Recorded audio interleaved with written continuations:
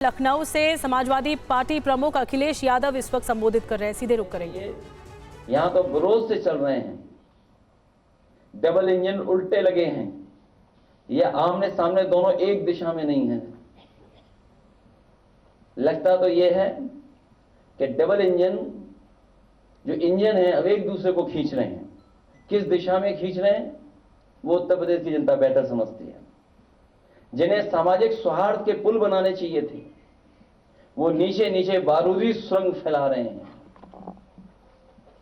इसलिए इस मौके पर मैं यही कहना चाहता हूं कि इनकाउंटर वाली सरकार का काउंटडाउन शुरू हो गया है और उसकी शुरुआत उपचुनाव से होगी। इसीलिए घबराए हुए हैं और इतने घबराए हुए हैं कि वो उन्होंने तो अखिलेश यादव को आप सुन रहे थे। एनकाउंटर वालों का काउंटडाउन शुरू हुआ है। नोटबंदी दुनिया का सबसे बड़ा भ्रष्टाचार रहा, ये निशाना साधा है। साधु संतों को लेकर कहा कि साधु संतों को यूपी सरकार लड़ा रही है। और क्या कुछ कह रहे हैं आपको एक बार फिर सुनाते हैं।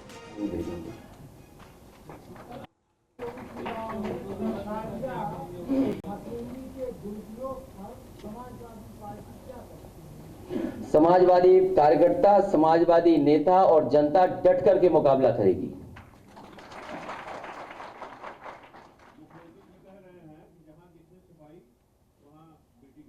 उन्हें आईसाइट चेक करा लेनी चाहिए अपनी, क्योंकि एनसीआरबी के आंकड़े झूठे नहीं हुए हैं।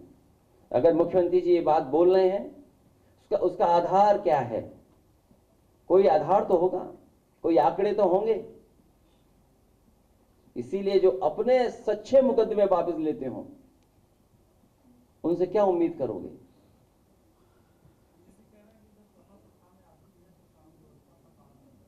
मुझे उम्मीद है कि जो 50वें पायदान से जो सबसे ऊंचे बैठ गए हैं, जो 48 पायदान पे अधिकारी हैं, उनसे जाकर के चर्चा कर लो इस बारे में। और जिनके पास कार्यकारी हों, सब कार्यकारी ही हों, उनसे क्या उम्मीद करोगे? उनसे क्या संभलेगा? सर, पार्टी की तरफ से कई बार ज्ञापन दिया गया है ईसी में कि जो कटहरी और कुंदरकी विधानसभा की सीटें हैं वहां अधिकारी मनमानी कर रहे हैं, सपा की जो गाड़ियां उनको जब्त कर रहे हैं। इस पर क्या कहेंगे सर?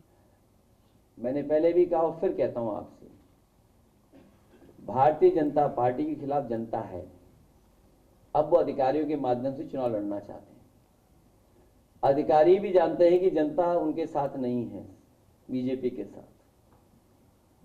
और सर, लखनऊ में ओम प्रकाश राजभर जी का एक आवास है, वहां 2 महीने पहले चोरी होती है, उसकी एफआईआर 2 महीने बाद होती है और उनके घर से चोरी हो जाती है। ये छोटी चोरियों के बारे में बात कर रहे हो, दूसरे प्रदेश में एक बड़ी चोरी हुई, इसके बारे में कब चर्चा करोगे?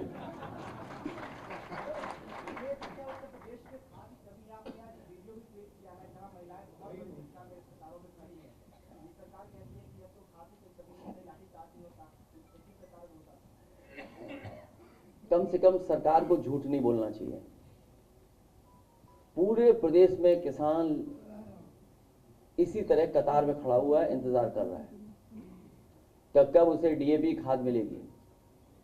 और ये आज से नहीं चल रहा है, जब से किसान को नई फसल तैयारी के लिए तैयारी करनी थी तब से किसान लाइन में लगा हुआ है। उत्तर प्रदेश में आज हम जब यहां मौके पर बातचीत कर रहे हैं, कोई ऐसी जगह उत्तर प्रदेश में नहीं होगी जहां पर लाइन न लगी हो या रात भर किसान न बैठा रहा हो। यह सरकार अपनी नाकामी छिपाना चाहती है, नकारात्मक है, नेगेटिविटी है इसके अंदर। नेगेटिव लोग हैं जो सच भी स्वीकार नहीं कर रहे हैं, सामने जो हो रहा है वो भी नहीं स्वीकार कर रहे हैं। सोचिए कहां पर खाद मिल रही है। और दुख तो तब है आपके लाइव चैनल भी वहां नहीं पहुंच पा रहे हैं। कम से कम आप थोड़ा बहुत इधर उधर सोच सकते हो, लेकिन आपका कैमरा कभी झूठ नहीं बोलेगा। केवल लाइव कैमरा कर दो, आपको सब उत्तर प्रदेश की लाइनें दिखाई दे जाएंगी कि खाद की लाइनें कितनी लंबी लगी हुई हैं। आप कुछ मत बोलना, केवल अपना कैमरा लाइव कर देना। पूरा देश प्रदेश और जो लोग ये कह रहे हैं कि खाद की कहीं किल्लत नहीं है, वो जान जाएंगे। उन्हें किसान से कोई उनको प्रेम नहीं किसान से। ये लोग तो केवल पहले बोरी में चोरी कर रहे थे, पूरी बोरी चोरी कर ली। कहीं नकली खाद पकड़ी जा रही है, और जो नकली खाद पकड़ी भी जा रही है, जो खाद माफिया है, वो सब बीजेपी के लोग हैं। बीजेपी के लोग मिलकर के खाद माफिया के साथ ये सब काम कर रहे हैं।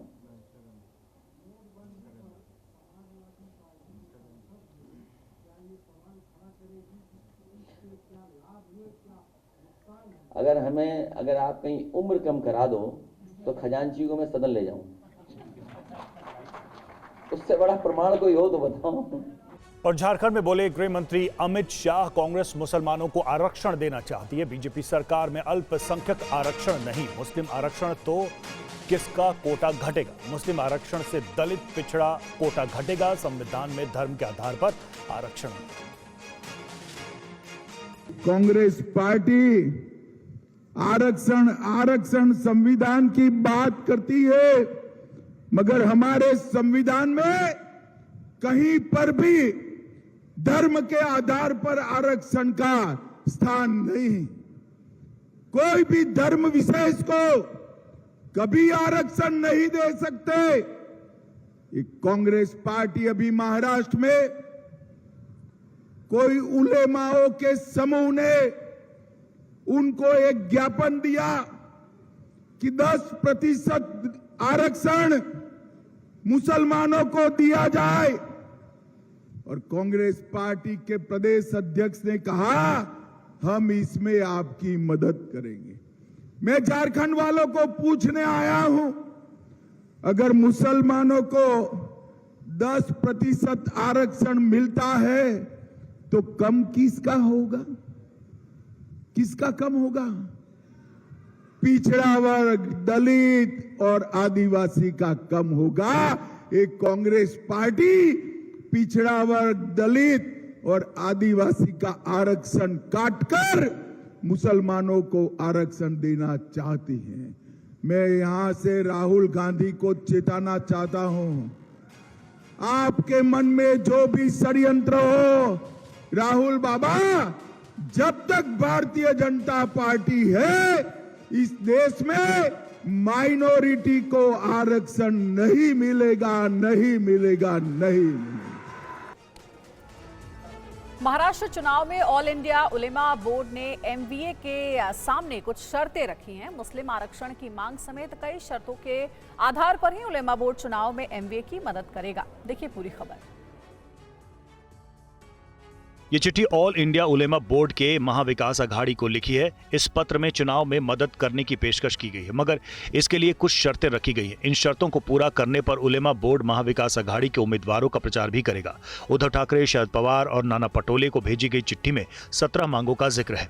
ऑल इंडिया उलेमा बोर्ड की महाविकास अघाड़ी से मांग है कि वक्फ बिल का विरोध होना चाहिए, नौकरियों और शिक्षण संस्थानों में 10% मुस्लिम आरक्षण हो, तो कब्रिस्तान, मस्जिद और दरगाह की जमीनों का सर्वे करने की मांग रखी गई है। इसके अलावा वक्फ मंडल के विकास के लिए 1000 करोड़ का फंड भी शर्त में जोड़ा गया है।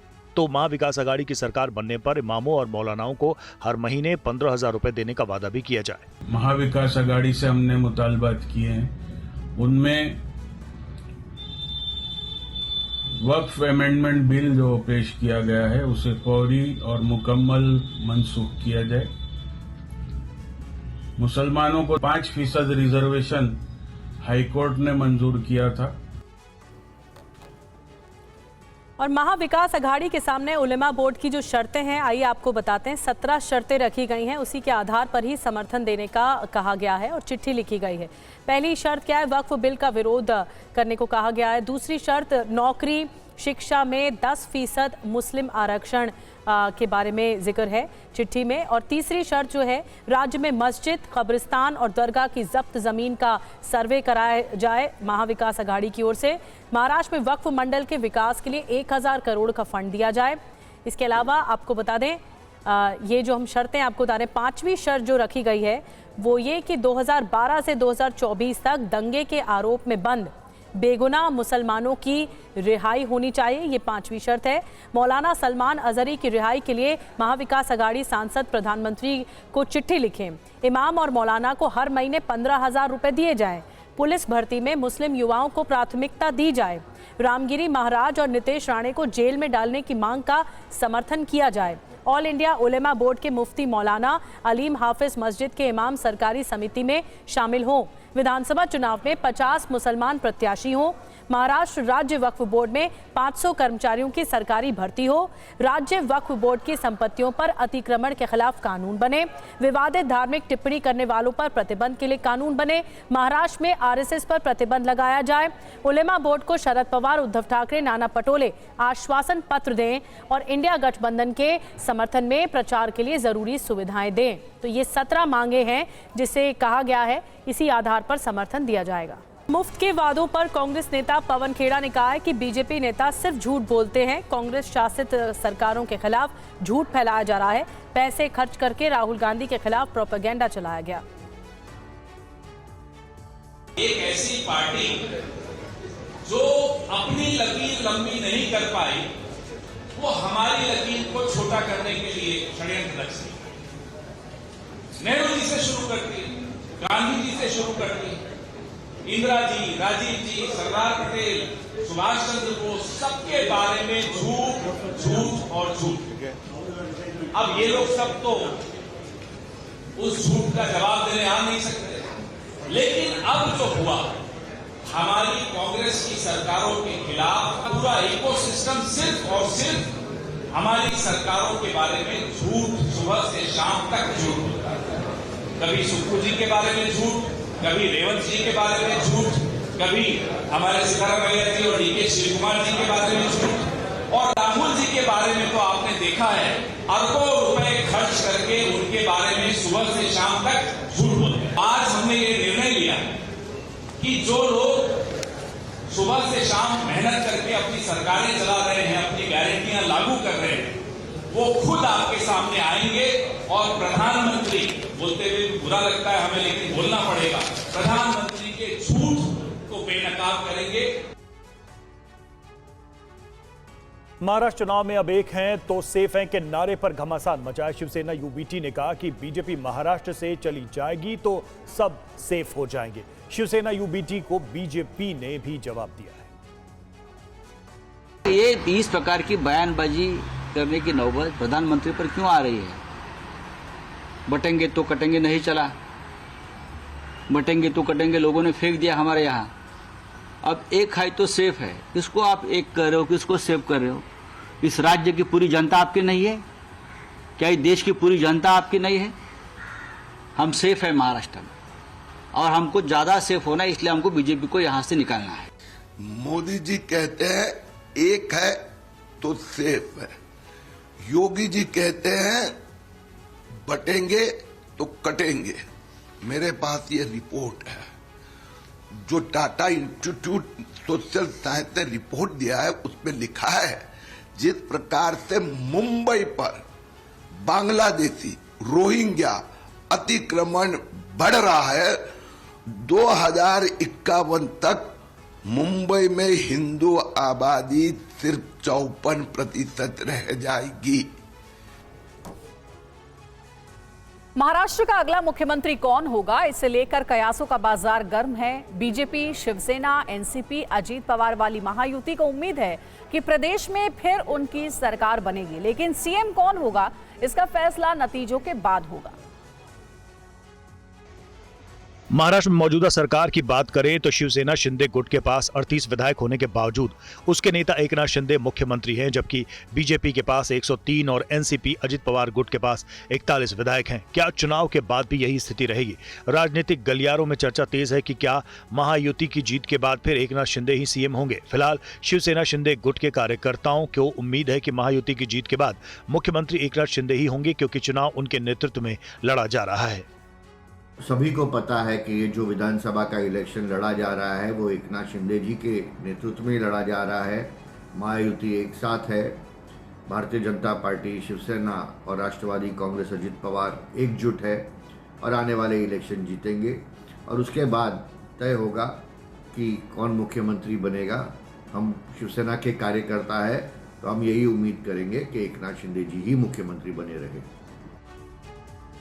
मुंबई के पालघर में पुलिस ने चुनावी आचार संहिता के बीच बड़ी कार्रवाई करते हुए 1 करोड़ रुपए नकद जब्त किए हैं। पूरा मामला क्या है, देखिए इस रिपोर्ट में। महाराष्ट्र विधानसभा चुनाव का बिगुल बज गया है। राज्य में 20 नवंबर को एक चरण में मतदान होगा। ऐसे में चुनाव के ऐलान के साथ ही प्रदेश में आचार संहिता भी लागू है, जिसके बाद तमाम जांच एजेंसियां और पुलिस राज्य में होने वाली हर गतिविधियों पर पैनी नजर रखी जा रही है। इस बीच चेकिंग के दौरान पुलिस ने पालघर में एक गाड़ी से 3 करोड़ से ज्यादा कैश बरामद किया और आरोपी को हिरासत में ले लिया है। पुलिस के मुताबिक पालघर में गाड़ी को देखकर पुलिस को कुछ शक हुआ। पुलिस ने कार को रुकवाकर कार चालक से पूछताछ की। संदेह बढ़ने पर गाड़ी को पुलिस स्टेशन लाया गया और फिर जांच की गई। जांच के बाद पता चला है कि इस कार में करीब 3 करोड़ 70 लाख की रकम है, जिसके बाद तुरंत कार्रवाई करते हुए पुलिस ने नकदी और कार को अपने कब्जे में ले लिया। कार चालक पुलिस हिरासत में है। हालांकि पैसे किसके थे, कहां लेकर जा रहे थे, इस बात का खुलासा नहीं हो पाया है। और झारखंड में चुनाव से पहले 9 जगहों पर इनकम टैक्स की रेड पड़ी है। रांची में सीएम हेमंत सोरेन के निजी सचिव के घर पर भी जांच की गई। देखिए पूरी खबर। झारखंड के मुख्यमंत्री हेमंत सोरेन के निजी सचिव सुनील श्रीवास्तव के घर पर केंद्रीय एजेंसी ने छापेमारी की है। खबर है कि इस कार्रवाई में एजेंसी के अधिकारियों ने घर की तलाशी ली और दस्तावेजों की जांच की। झारखंड में विधानसभा चुनाव से पहले रांची में इनकम टैक्स की ये बड़ी कार्रवाई मानी जा रही है।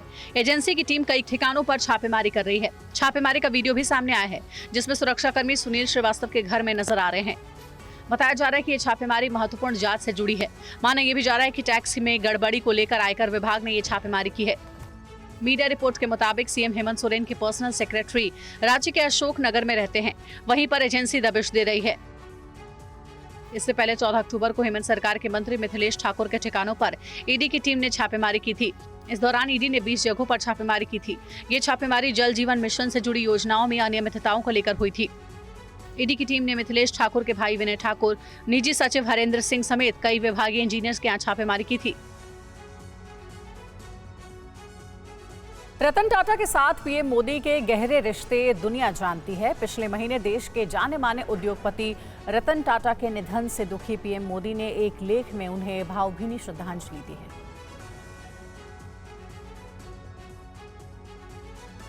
पीएम मोदी ने देश के गौरव रतन टाटा के लिए लिखा है कि रतन टाटा जी को अंतिम विदाई दिए हुए करीब 1 महीना बीत चुका है। भारतीय उद्योग जगत में उनके योगदान को सदैव याद किया जाएगा और ये सभी देशवासियों को प्रेरित करता रहेगा। पीएम ने लिखा है, रतन टाटा के चले जाने की वेदना अब भी मन में है। रतन टाटा की कमी सभी लोग गहराई से महसूस कर रहे हैं। रतन टाटा ने नेशन फर्स्ट की भावना को सर्वोपरि रखा। रतन टाटा जी के नेतृत्व में टाटा समूह ने वैश्विक पहचान बनाई। युवाओं के लिए श्री रतन टाटा प्रेरणा स्रोत थे। दूसरों के सपनों का खुलकर समर्थन करना रतन टाटा का विशेष गुण।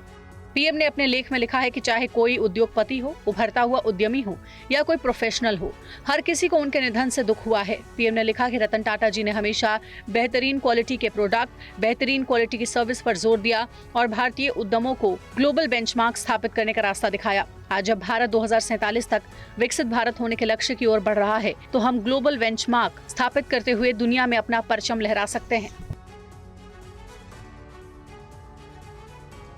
आज उत्तराखंड का स्थापना दिवस है। इस मौके पर राजधानी देहरादून की रिजर्व पुलिस लाइन में परेड का आयोजन किया गया।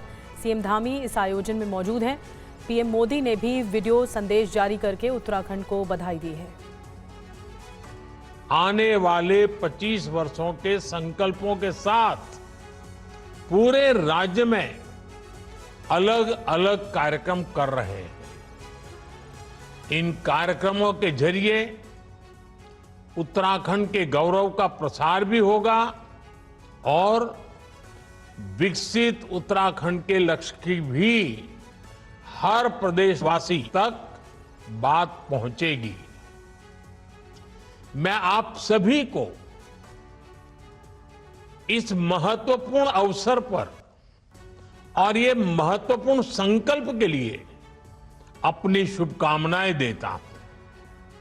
अभी 2 दिन पहले ही प्रवासी उत्तराखंड सम्मेलन का भी सफल आयोजन हुआ है। मुझे विश्वास है हमारे प्रवासी उत्तराखंड वासी राज्य की विकास यात्रा में ऐसे ही बड़ी भूमिका निभाते रहेंगे।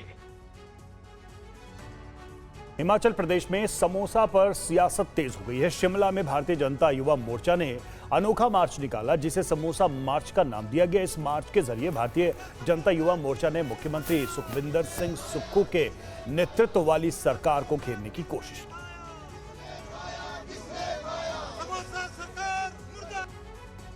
हिमाचल की राजनीति में समोसों पर घमासान हो रहा है। सीएम को समोसे न मिलने पर बवाल मच गया है। अब हिमाचल के पूर्व मुख्यमंत्री जयराम ठाकुर ने मौजूदा सीएम सुखविंदर सिंह सुक्खू को मामले में घेरा और कहा कि हिमाचल सरकार बिना सोचे समझे फैसले ले रही है।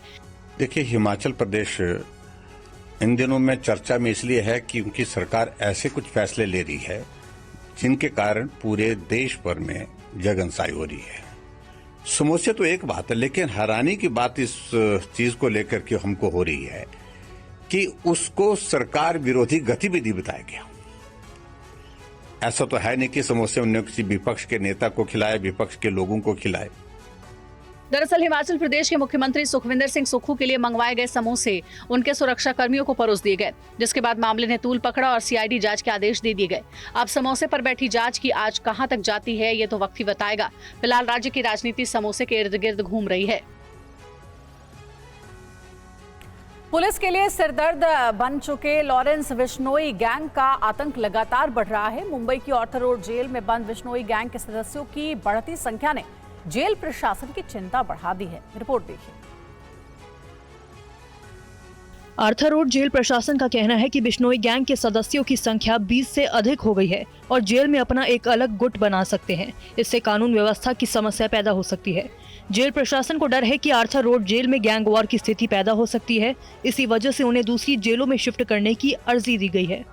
इस अर्जी में बाबा सिद्दीकी और सलमान खान के घर पर फायरिंग, दोनों मामले में गिरफ्तार लॉरेंस बिश्नोई गैंग के कुछ सदस्यों को अन्य जेलों में ट्रांसफर करने की मांग की गई है। इस समय बाबा सिद्दीकी हत्याकांड में 15 और सलमान खान फायरिंग केस में 5 आरोपी न्यायिक हिरासत में हैं। बाबा सिद्दीकी मामले में अब तक कुल 18 लोगों को गिरफ्तार किया जा चुका है। पुलिस सूत्रों के मुताबिक जेल में कैदियों की संख्या पहले ही क्षमता से अधिक है। ऐसे में जेल में अराजकता पैदा हो सकती है। अधिकारियों का कहना है कि बाबा सिद्दीकी और सलमान खान फायरिंग मामलों में गिरफ्तार किए गए आरोपियों को हाई सिक्योरिटी सेल में रखा गया है। आर्थर रोड जेल में डी गैंग और छोटा राजन गैंग के सदस्यों सहित कुछ कुख्यात गैंग के सदस्य बंद हैं। और लॉरेंस बिश्नोई गैंग की साजिश की नई परतें रोजाना खुल रही हैं। नया खुलासा ये हुआ है कि जिसके मुताबिक बाबा सिद्दीकी के अलावा एक और बड़ा नेता बिश्नोई गैंग के रडार पर था। देखिए इस रिपोर्ट में। बाबा सिद्दीकी की हत्या से मची सनसनी अभी थमी भी नहीं है कि पुलिस के नए खुलासे ने राजनीतिक गलियारे में सिहरन बढ़ा दी है। मुंबई क्राइम ब्रांच को बाबा सिद्दीकी की हत्या से जुड़ी जांच के दौरान लॉरेंस बिश्नोई गैंग के खतरनाक प्लान का पता चला है। मुंबई क्राइम ब्रांच के सूत्रों से मिली जानकारी के मुताबिक बाबा सिद्दीकी की हत्या के बाद पुणे का भी एक बड़ा नेता बिश्नोई गैंग के रडार पर था। बिश्नोई गैंग उसको भी मारने की योजना बनाने में लगा हुआ था और इस वारदात को अंजाम देने की जिम्मेदारी प्लान बी में शामिल शूटर्स को दी गई थी। क्राइम ब्रांच ने पुणे से जो पिस्टल बरामद की है, हत्या उसी पिस्टल से की जानी थी। इससे पहले कि इस नेता पर हमला होता, क्राइम ब्रांच ने पुणे प्लान का पर्दाफाश कर दिया। मामला संवेदनशील होने की वजह से क्राइम ब्रांच ने नेता के नाम का खुलासा नहीं किया है। बिश्नोई गैंग के इस प्लान का पर्दाफाश होने के बाद क्राइम ब्रांच ने पुणे पुलिस से इनपुट और जानकारियां शेयर की हैं। इसके बाद से पुणे पुलिस सतर्क है। पुलिस ये भी जांच कर रही है कि इस मामले में आरोपियों ने रेकी की थी या नहीं। दिल्ली में बदमाशों के हौसले लगातार बुलंद होते जा रहे हैं। कल देर रात पूर्वी दिल्ली में एक व्यक्ति की गोली मारकर हत्या कर दी गई। पुलिस ने 3 अभियुक्तों को गिरफ्तार किया।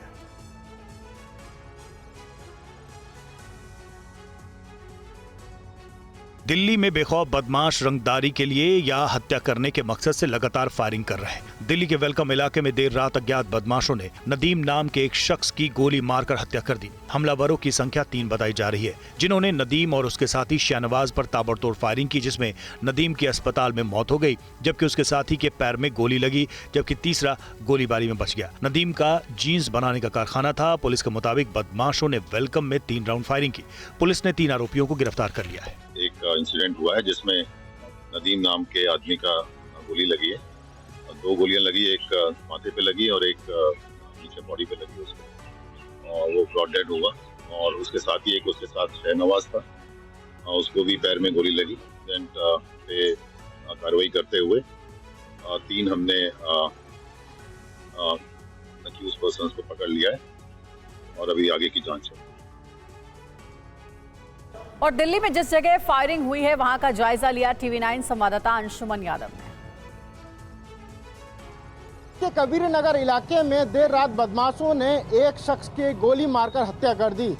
गली नंबर 5 में जिया मेडिकोस के ठीक सामने नदीम उर्फ बॉबी की गोली मारकर हत्या कर दी है। बताया जा रहा है हमलावर मोटरसाइकिल से आए थे और जब नदीम अपने घर की तरफ जा रहे थे खाना खाने के लिए, तभी उनको यहां रोका और ताबड़तोड़ 3 राउंड फायरिंग करी है, जिसमें उनके 3 गोलियां लगी हैं, जिसमें एक सिर पे और 2 छाती पे लगी हैं। बताया जा रहा है कि वो अपने साथी के साथ आ रहे थे, उनके साथी के भी गोली लगी है जो कि पैर में लगी है और उनको अस्पताल में भर्ती कराया गया है। नदीम के बारे में यहाँ के जो लोग हैं वो बता रहे हैं उनका अपना प्रिंटिंग का काम था, जीन्स प्रिंटिंग का काम था। देर रात वो फैक्ट्री से अपने घर खाना खाने जा रहे थे। अपनी बहन को उन्होंने फ़ोन किया था कि बहन खाना गर्म कर दो, मैं घर खाना खाने आ रहा हूँ, लेकिन तभी बीच में हमलावरों ने उनको रोका और उनके गोली मारकर हत्या कर दी।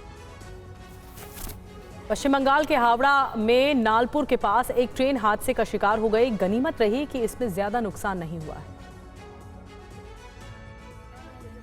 पश्चिम बंगाल में नालपुर स्टेशन पर सुबह 5:31 पर Secunderabad Shalimar weekly express train middle line से डाउन लाइन में जाते हुए डीरेल हो गई। इसमें एक पार्सल वैन और 2 पैसेंजर कोच पटरी से उतर गए। ट्रेन की पटरी से उतरते ही यात्रियों में अफरा तफरी मच गई।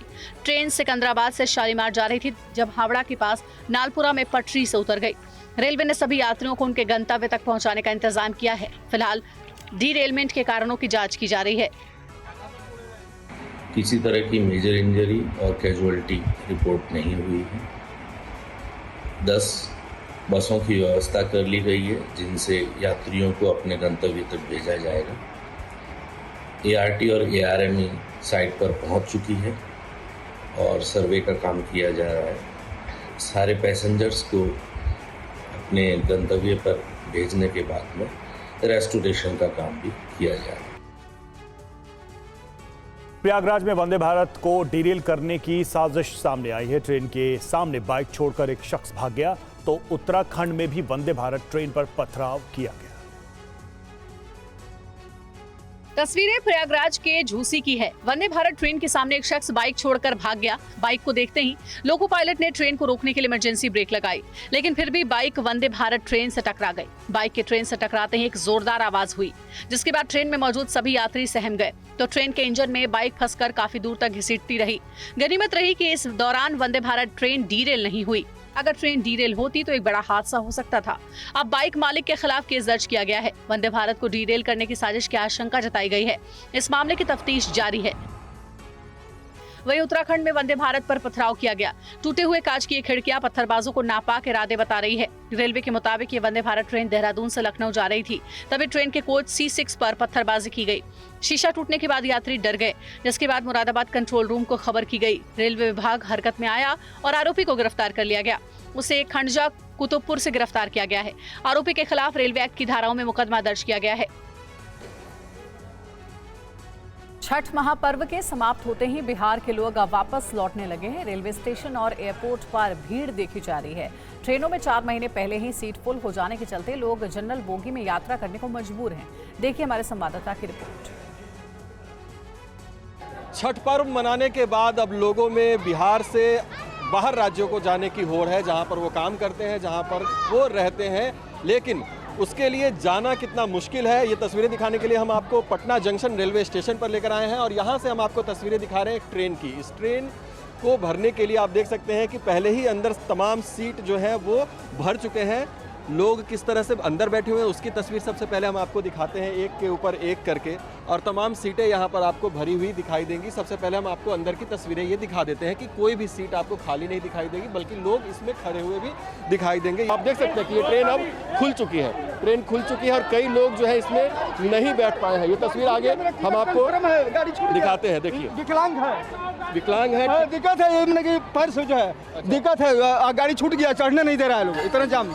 आप देख सकते हैं कि ये इस तरह से चढ़ना बिल्कुल खतरनाक हो सकता है लोग। और फिर एक बार गलत सिस्टम है, एकदम सबसे गलत है, सब चीज का है। नहीं तो ऐसे भीड़ नहीं होना चाहिए। जनरल आदमी भी चढ़ जाता है स्लीपर में, तो क्या स्लीपर है। और दिल्ली की हवा में प्रदूषण का जहर बढ़ता ही जा रहा है। हवा की गुणवत्ता, हवा की क्वालिटी बहुत खराब श्रेणी में बनी हुई है। आज लगातार 9वें दिन भी शहर के कई हिस्सों में धुंध की मोटी चादर छाई रही। ये न सर्दी की दस्तक है, न ही ये कोई हिल स्टेशन है। सफेद चादर में लिपटी ये देश की राजधानी दिल्ली है, जहां आंखों में जलन, सांसों में घुटन, नजर और मंजर के बीच धुआं ही धुआं है, जहां के आसमान को प्रदूषण की चादर ने ढक लिया है। आजकल दिल्ली की आबो हवा खतरे के निशान से ऊपर पहुंच गई है। प्रदूषण से हाँफती इस दिल्ली की हालत ये है कि हवा में प्रदूषण का जहर बढ़ता ही जा रहा है। वायु गुणवत्ता बहुत खराब श्रेणी में बनी हुई है, जिस वजह से लोगों को सांस लेने में दिक्कतों का सामना करना पड़ रहा है। प्रदूषण की मार झेल रहे लोग क्या कह रहे हैं, आइए सुनिए। बहुत परेशानी हो रही है, खांसी है, जुकाम है, सिर दर्द है, ये सारी बीमारी जो है, गला खराब है, ये सब परेशानियां परेशान कर रहे हैं और बहुत ही ज्यादा धुआं हो रहा है, आंखों में लगता है। दिल्ली में सांसों पर आफत, प्रदूषण के स्तर में घातक बढ़ोतरी हुई है। दिल्ली में AQI का औसत 360 तक रह गया है। अब दिल्ली के अलग अलग इलाकों का हाल देखिए। New Motibagh AQI 411, Bawana 409, Rohini 402, Anand Vihar 393, Jahangirpuri 390। प्रयागराज के महाकुंभ में अखाड़ा परिषद ने 79 साधुओं को महामंडलेश्वर बनाने से इनकार कर दिया है। वजह ये बताई गई है कि इन साधुओं ने अखाड़ों को गलत सूचना दी। प्रयागराज में महाकुंभ की तैयारियां अंतिम चरण में है। यहां जनवरी 2025 में दुनिया का सबसे बड़ा धार्मिक मेला महाकुंभ लगने जा रहा है।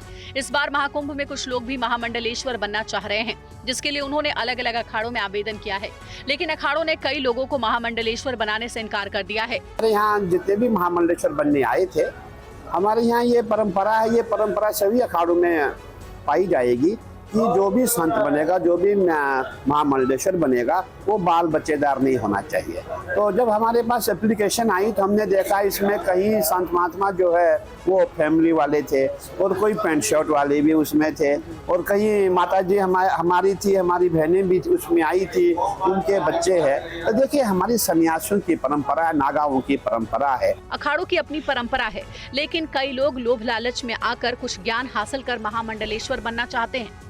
आप यज्ञ अनुष्ठान हवन आदि कैसे करेंगे? आपके पास विद्यालय नहीं है, आप सामाजिक कार्य नहीं कर सकते हैं, तो वो महामंडलेश्वर के योग्य नहीं होगा ना।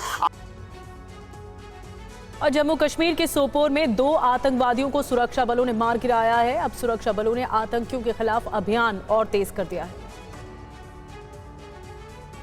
सोपोर में आतंकियों के खिलाफ ऑपरेशन में सुरक्षा बलों को बड़ी कामयाबी मिली है। 2 आतंकियों को ढेर कर दिया गया, जिनके पास से बड़ी संख्या में हथियार और गोला बारूद बरामद हुआ।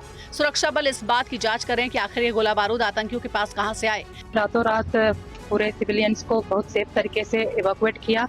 ऑपरेशन के एंड पे 2 टेररिस्ट मारे गए हैं, उनका आइडेंटिटी हम पता कर रहे हैं। पाकिस्तान में बैठे आतंकी आकाओं की हंदवाड़ा में करोड़ों की संपत्ति कुर्क की गई। इन आतंकियों में अब्दुल मजीद मल्ला निवासी सुपर नगहामा, अबुल रशीद मीर निवासी सुपर नगहामा, अरशद अहमद पैरी निवासी मंडीगाम, सज्जाद अहमद भट्ट निवासी पालपोरा क्रालगुंड शामिल है। घाटी में नई सरकार बनने के बाद आतंकी घटनाओं में बढ़ोतरी के बाद उप राज्यपाल ने कड़ी कार्रवाई की बात कही है। पिछले 4 वर्षों से मैं कई बात दोहराता हूँ कि बेगुनाह को छेड़ो मत और गुनाहगार को छोड़ो मत। अगर कोई आतंकवादी को शेल्टर देगा तो उसका घर जमींदोज किया जाएगा। और कुछ लोग बयान दे रहे हैं कि साहब बड़ा अत्याचार हो रहा है। ये अत्याचार नहीं है। मैं समझता हूं कि न्याय का यही सबसे बड़ा तकाजा है। आत्मघाती ब्लास्ट से दहला पाकिस्तान। जी हां, क्वेटा रेलवे स्टेशन पर आत्मघाती धमाके में 25 की मौत हुई है, 55 से ज्यादा लोग घायल हुए हैं। क्वेटा ब्लास्ट का CCTV फुटेज भी सामने आया। भीड़ भाड़ वाले प्लेटफॉर्म पर यह धमाका हुआ है और धमाके के बाद रेलवे स्टेशन पर अफरा तफरी। ब्लास्ट से रेलवे स्टेशन पर बड़ी तबाही हुई। तस्वीरें आप देखिए ब्लास्ट के बाद किस तरह के हालात हो गए रेलवे स्टेशन पर। 25 लोगों की मौत हुई है इस धमाके में, 55 से ज्यादा लोग घायल हुए हैं। भीड़ भाड़ वाला स्टेशन और बताइए जरा कि जो टिकट काउंटर था उसी के पास ये जोरदार धमाका हुआ है। 2 तस्वीरें, धमाका जब हुआ तब की CCTV तस्वीरें हैं और धमाके के बाद क्या हालात हो गए उसकी तस्वीर।